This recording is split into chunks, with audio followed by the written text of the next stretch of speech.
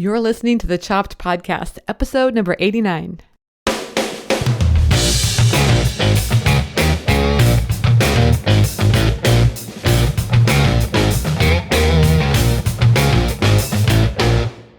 Hey everyone, and welcome to FriChats. Yay! I'm Marly of the blog Namely Marly. And I am Cara of the blog Fork and Beans. Hi Cara, how are you? I'm great, Marly. How are you doing today? I'm good, and we're here for FriChats. And do you want to tell everybody what FriChats is all about? FriChats is just a quick version of a regular podcast where we talk for about 25 minutes about what's going on in our lives as food bloggers, entrepreneurs, etc. And we just like to talk about, the heart of the matter, what's going on in our lives, how we're struggling, where we're seeing great success. Just a little bit of everything. I love it. And I think everybody else is loving it too. We're getting a lot of good feedback from people. We're getting great feedback. We're a great duo. I think so too. So today's topic is something that I suggested because, you know this, Cara, like last year I went through this process of going through life coaching with my life coach, Jay Pryor. And that really helped me a lot. And I started to uncover these kind of hidden beliefs. Yes. Hidden beliefs to me are like things that they're kind of like going on autopilot below the surface and you don't necessarily know that they're happening. Yes, exactly. And they're also running the day, or they're running the show a little bit. And so, it's really good to know what those are, because otherwise you're like, how come I'm going east when I think I want to go west, and yet, the boat's going this way. And I think what's great about that is one of the books that I read, Infinite Possibilities by Mike Dooley, he talks about this, that, the idea that thoughts become things, which is a great concept, but the reality is it's your beliefs. Those deep-seated beliefs are what develop those thoughts. So if you want to change your thoughts, it's not enough to just go, well, I'm good enough, I'm smart enough, and gosh darn it, people like me. It's a little deeper than that. It's going into that belief of, oh, I actually really don't think that I'm good enough. Oh, isn't that interesting? Okay, so let me change that belief. And there's work in that, but I love that you're bringing this up. Well, and it's interesting that you say that, because I was listening to a podcast this morning and they were talking about how they were out of town recently, and I was recently out of town as well, so I maybe connected with it a lot more with what this person was saying. But basically, their comment was being out of town got them out of their habits, their daily routine. Yes. And as a result, they were much more aware of the thoughts that they were feeling. Interesting. Like, in other words, like we may be on autopilot so much of the day that we don't even realize what our thoughts are. Well, because especially when you're in your routine and you're not on vacation, you're working. You're just doing the things that you normally do. And like you said, you are on autopilot. But when you're on vacation, it's like you almost have like this flood of, whoa, this is what I think on a daily basis. What? I have time to think about this. Yes, exactly. But you really do have time to think about it on the daily. You're just not realizing that's what you're thinking about. Yeah, that's so true. And I think for me, hiring a life coach to kind of listen to what I said, or listen to what I would say, and then he would go, okay, do you realize that you're coming across this way to the world? And I had no idea. So it really helped me a lot, tremendously. How life-changing, my gosh. Life coach is life-changing, yes. But it is. Today's theme is, I was talking to you, it's the myth of the beautiful blogger. And the reason I brought this up is because one thing I uncovered last year is that I would have this tendency to see like somebody who is a popular blogger or doing really well on social media or whatever, and I would click on it and learn more about them and find out, oh, well, look how beautiful they are. Of course they're popular. Of course they're doing well. They're beautiful. And almost like, letting that be a scapegoat or something like that I feel about myself, that I'm not that beautiful. So there's no way I'm going to ever be that popular of a blogger. I'm just putting it out there. Is that part of the deep-seated belief for you, that like maybe you really feel like you're not good enough, or how do you identify with that? Definitely. I feel like in my life and family, outward appearance has always been talked about a lot. And, my mom came from that generation, and I'm not putting my mom down. I love you, mom. But, there's this outward appearance and, how you look, how you present to the world. I mean, obviously in society in itself, you could easily think that you could read studies that say, people who are beautiful make more money or whatever. Yes. Right. More successful. Yeah. Yes. Well, it's not true, right? Especially in the blogging world. Like there are beautiful bloggers out there who are very successful. Um, but that this topic has kind of gotten me to think a little deeper about it because part of then what I'm saying, if I believe that, is that the beautiful people aren't working hard or harder than how I normally work. And that's kind of unfair too, because maybe they are working their tuchus off on top of maintaining their beauty, you know? Right. Yeah, that's a very good point that it's easy to think, it's only giving them credit for being beautiful and not also for working hard. That's not fair to them. It's not fair to them. And it's not fair to us who think that we're less than, that that's our only path to success is to be beautiful. Right. Because that's so untrue. And it's, like you said, it's a belief system that we've had since we were early. And I think that girls really struggle with this a lot. I think so too. And have since we've come of age and have been comparing ourselves to other women and thinking that our worth is determined based off of how luscious our hair is and the size of our waist. Yeah. It's crazy. It's such a sexist thing if you think about it. Like, if a guy were doing that, I would be furious, but yet here I am doing it. So, but it's not necessarily, maybe at its root sexist, but it speaks of the underlying pressures and thoughts and beliefs that girls have since they were, or have had since they were very young. This is like, I don't want to say evolution, but like, this is something that's just like in us. And we have to fight constantly, and push aside, like it's because it's just not true. And don't you think, Marley, that like this is an issue of perspective, really? It's subjective, number one, and it needs a change of perspective. I think I'm really glad that you brought that up, actually, because it was actually when I was talking to you on a FriChat a few episodes ago, and you talked about how you lost weight, and one of the things that you did was to look at yourself in the mirror every day and say, I love you. And I started doing that because of you. Thank you very much. Yay. And I also would say to myself this, like, what if I could say this is beautiful? Like, why, like if you're saying beautiful is a matter of perspective and it's subjective, why could I not say that about myself? I love that. Yeah. Yeah. And so it's kind of retraining my brain to not just think that beautiful is in the other camp. It can also be in my own camp too. And how powerful is that for you as a successful woman to own who you are and be ignited by that power of, you know what? I'm pretty damn cute too. Yeah, right. In my own way, in my own unique way, I can feel the beauty that's in me, and I love that. So there are certain people in my life who I just adore, and they have quirky things about them. And in my mind, I think, please don't ever change that, because that's what makes you you.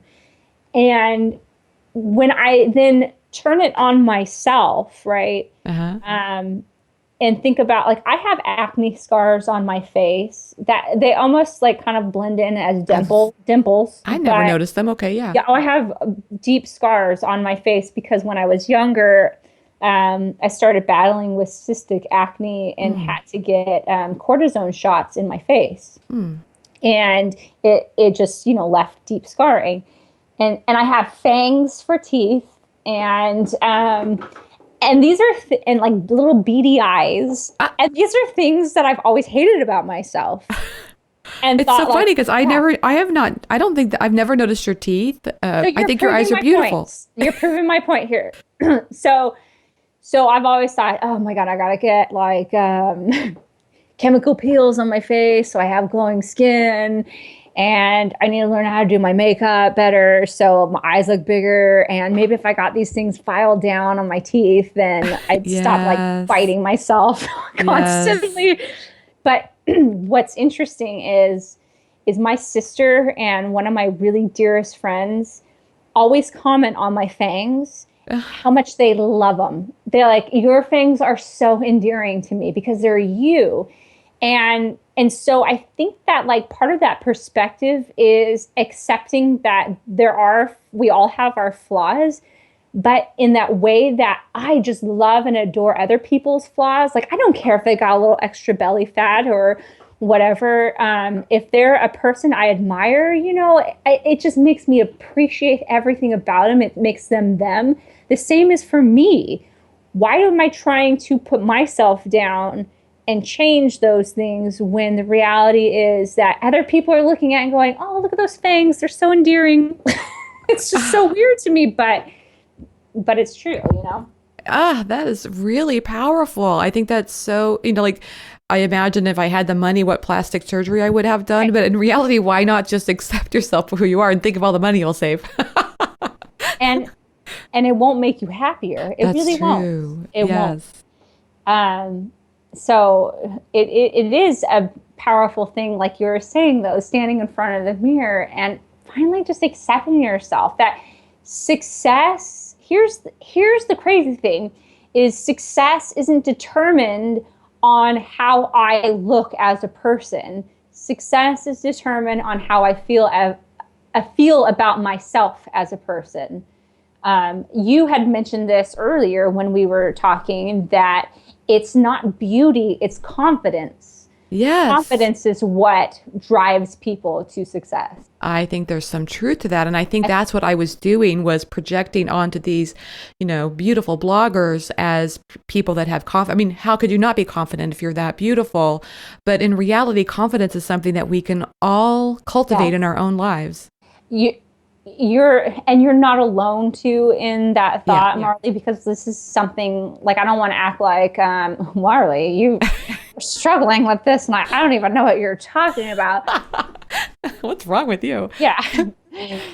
Maybe you should go back to your life coach. No, I'm just kidding. This is a very prevalent thing, and it's something that I think about too. And going back to my weight loss. So in my last decade of living, I think I've lost about 40 pounds. Wow, that's amazing. And my heaviest, I was a size 14, I believe. Mm-hmm. And now I'm a size 6. And I have a very hourglass figure, though.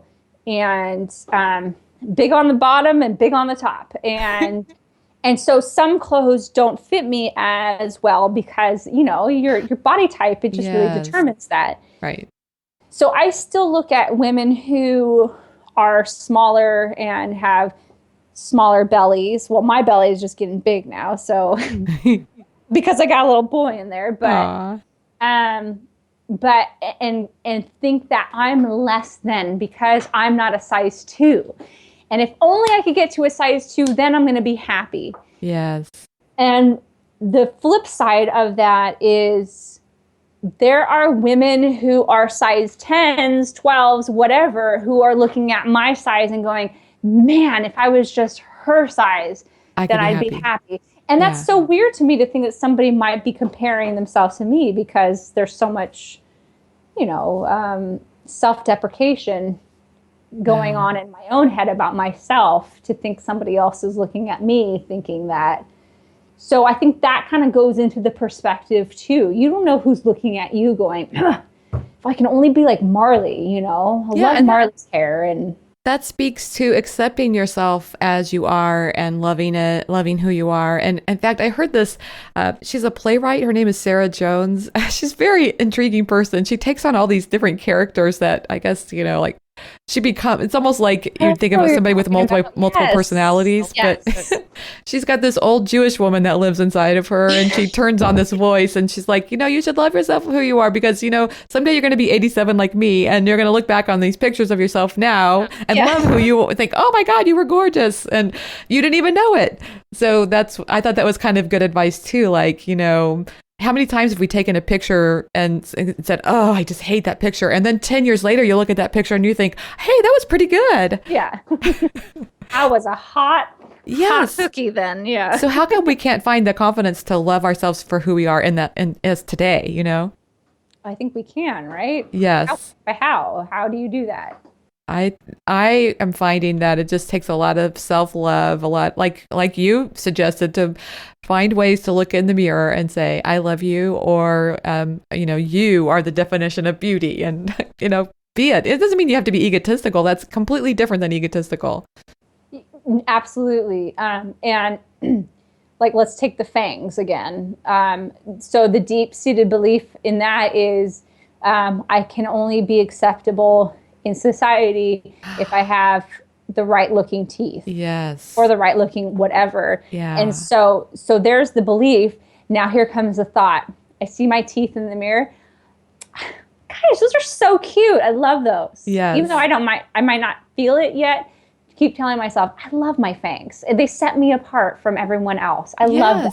I love them, until it becomes just part of your constant thought pattern. It's so weird. I mean, you've done this before, haven't you, where you've changed certain thought patterns? Oh, yeah. And when you start, though, you think this is not going to work. And it's amazing how it does. It's like learning any new skill. I mean, if you're trying to learn the guitar, you're trying to learn whatever, you think, there's no way I'm going to be able to do this. And then the next thing you know, if you just keep at it, it's just like second nature. Absolutely. But I do feel like this one is something that, at least for me, I think probably because I need a lot of work in this area, that it's something I have to continually work at. Maybe it's because there's just this, like, sometimes I feel like it's like gravity, this tendency to put myself down or whatever.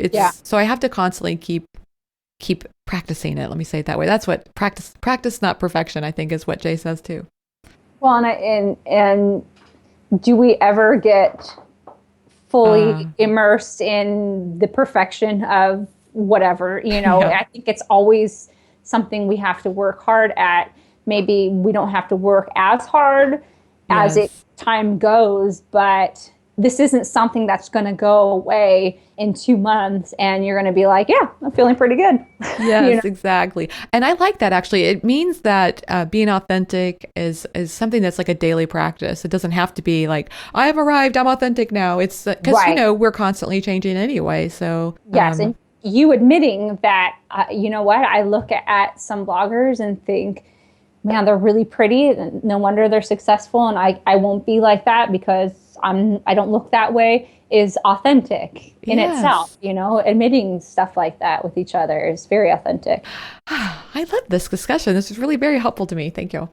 So what's our takeaway? We don't need to be gorgeous. We need to be confident, and maybe the confidence is what makes us gorgeous. Oh, look at that philosophy. That's beautiful. There's our quote. I don't even know what I just said. Well, I also like your perspective of giving more benefit to the other blogger too. Like, in other words, we're taking away from everybody in this situation. So give them the fact that they're working hard and the skills and they're putting themselves out there, but that on the other end, we may be doing the work and not having the confidence. So we'll build up the confidence at our end and also give gratitude to the other person. So. And that, I think, is the most important part, is giving them gratitude of sending them to the light, wishing them the best. Yeah.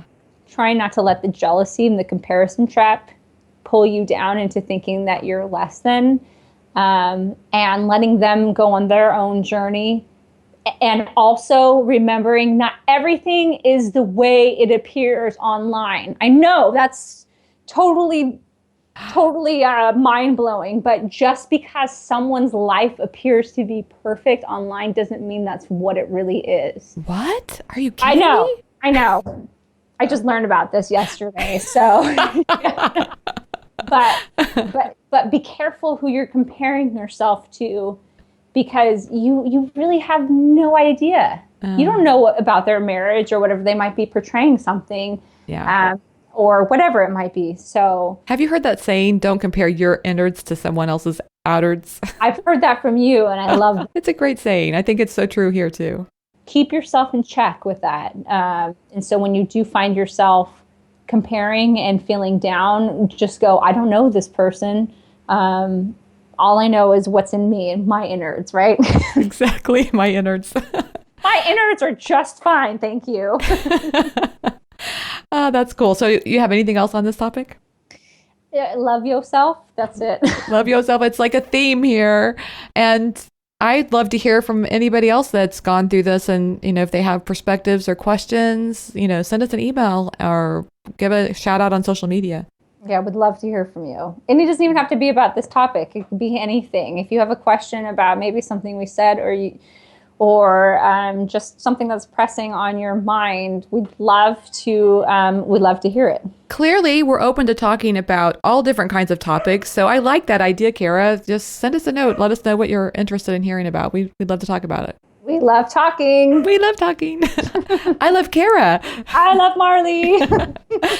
Okay, everybody. So this has been another great episode of FriChats. Thanks for joining us. See you next week.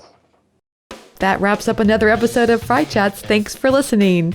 If you'd like to see the show notes page where we left links and notes about today's discussion, or if you'd like to sign up for our weekly email newsletter to get the latest on all things food blogging, head over to choppedpodcast.com today. That's it for today's show. Here's to something inspirational coming your way today.